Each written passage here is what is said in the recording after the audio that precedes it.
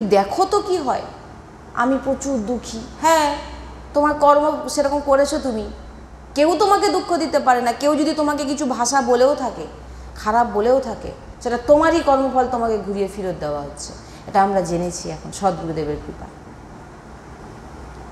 বলছেন পাড়া প্রতিবেশীও যদি বলে, আর ভক্তদের ক্ষেত্রে ওটা আলাদা হয়ে যায়। আপনাকে কর্মফল কমের ওপরে ভোগ করানো হয় এবং ভগবান দেখেন আপনি কতটা সমর্পিত। ভগবান বলেন মায়াকে পাঠিয়ে দেন, পাড়া প্রতিবেশীর ওপরেও গিয়ে চেপে বসবে, আত্মীয় কুটুম বন্ধু বান্ধবের ওপরে চেপে বসবে। মায়াকে বলবে দেখো একে পরীক্ষা করো, এমন বলবে, এমন আচরণ করবে, এবার দেখবে সে কতটা নিতে পারছে, সহ্য করতে পারছে। ওই যে বলছে না, ওই যে আমি একবার বলছিলাম না যে যার ওপরে হাতুড়ি, ওইটা আমি নামটা এখনও আমি পাইনি, মানে হাতুড়ি মানে লোহার জিনিসকে পিটে পিটে শক্ত করায়, সেই জিনিস হচ্ছে ভক্ত, যাকে পিটে পিটে পিটে পিটেও তাকে ভাঙতে পারবে না। ভক্ত এত মজবুত হয়।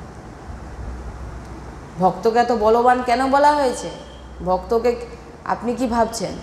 ভক্ত তো ও তো ভক্ত, ঠিক গালাগালি করছি।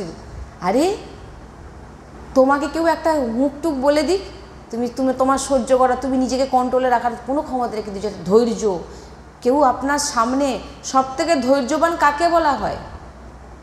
আপনার সামনে দাঁড়িয়ে দাঁড়িয়ে আপনাকে গালাগালি করছে, আপনাকে ভাষা বলছে, আপনি দাঁড়িয়ে দাঁড়িয়ে সহ্য করছেন, এর মতো বল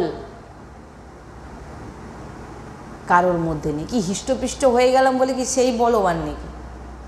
তার মধ্যে সহ্য ধৈর্য যার মধ্যে নেই সে কিসের ভক্ত? এটা কি কম ভাবছেন নাকি? করে দেখুন, এটাই কেউ পারবে না।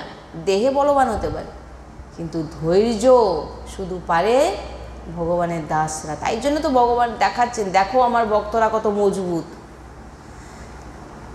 যে যেভাবে প্রহার করো তাকে কেউ ভাঙতে পারবে না। যা কিছু করো সব কিছু ভগবানের চরণে অর্পিত করো।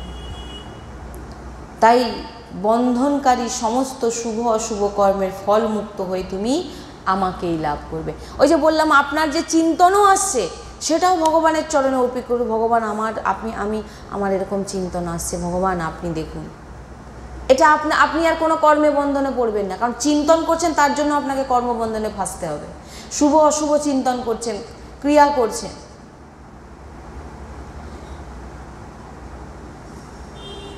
কখন আপনার কর্ম, আপনি কিন্তু কোনো কিছু করছেন ভগবানকে অর্পিত করেন, আপনি যা করবেন সব কিন্তু কর্ম হচ্ছে, সে ফল আপনাকে ভোগ করতে হবে। আর যখনই আপনি জিনিসটা ঘুরিয়ে দেবেন, ভগবানের চরণে অর্পিত করে দেবেন, চরণে অর্পিত করে দেওয়া মাত্র কিন্তু আপনার কোনো কর্ম মানে বন্ধনকারী, আপনাকে আবার জন্ম দেবে, আপনাকে ভোগ করাবে, বেঁধে রেখেছে আপনাকে।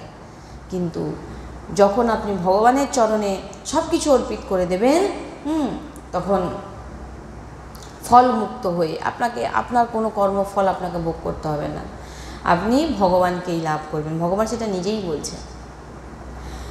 তাই বারবার একটা জিনিস আমাদের চিন্তা করা উচিত, ভাবা উচিত যে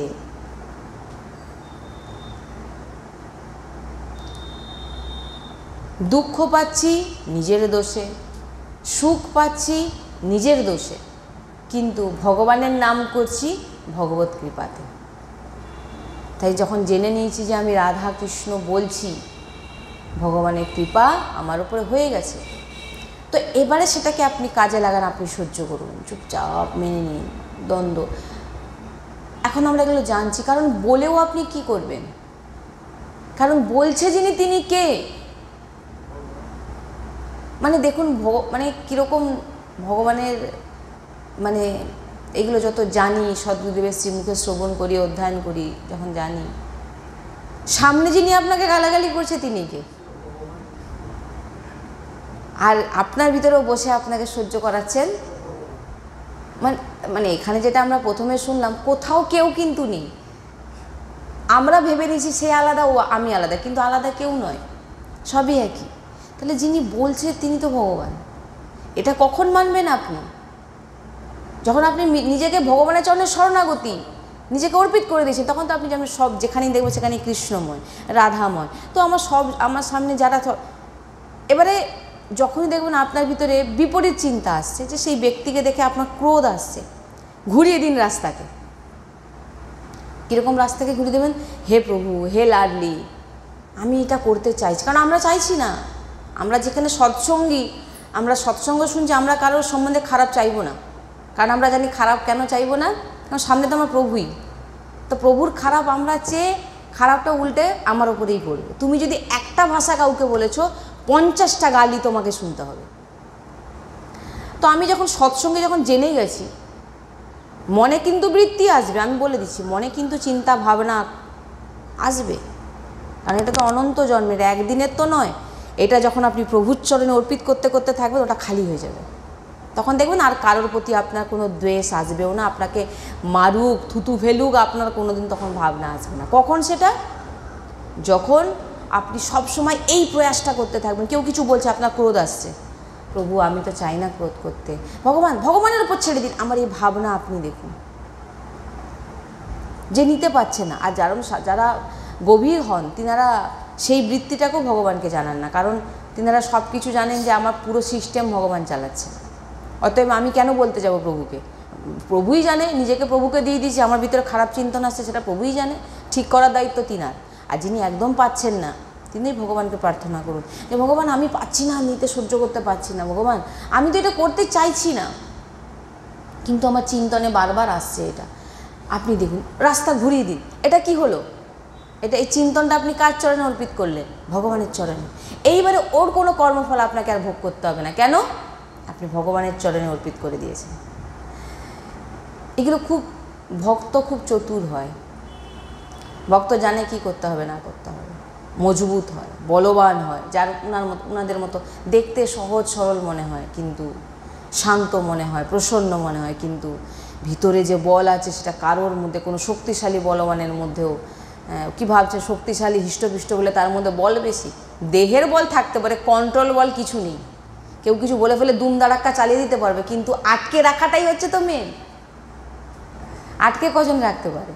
কেউ কিছু বলেছে, আমি নিজেকে সহ্য করি, এটাই হচ্ছে বলবান।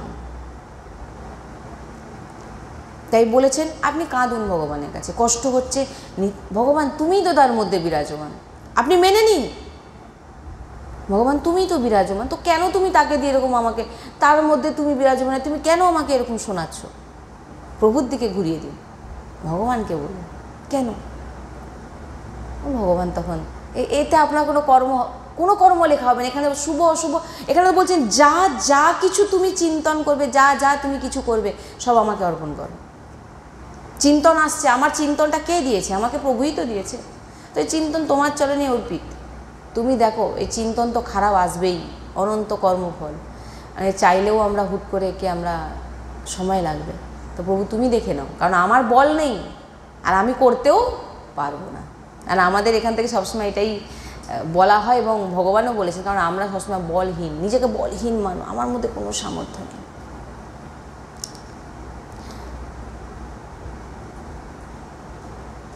তাই ভগবান বলছেন তুমি আমার ভক্ত হও, আমাতে মন নিবিষ্ট করো, আমাকেই পুজো করো, আমাকেই নমস্কার করো, এইভাবে আমার সঙ্গে নিজেকে যুক্ত করে আমার পরায়ণ হন। আপনি যে কারোর সঙ্গে খারাপ চিন্তনও করছেন, আপনি ওখানে ভগবানকে জুড়ে দিয়েছেন, ভগবানকে জুড়ে দিয়েছেন আপনি, এটা ভাগবতিক হয়ে গেল।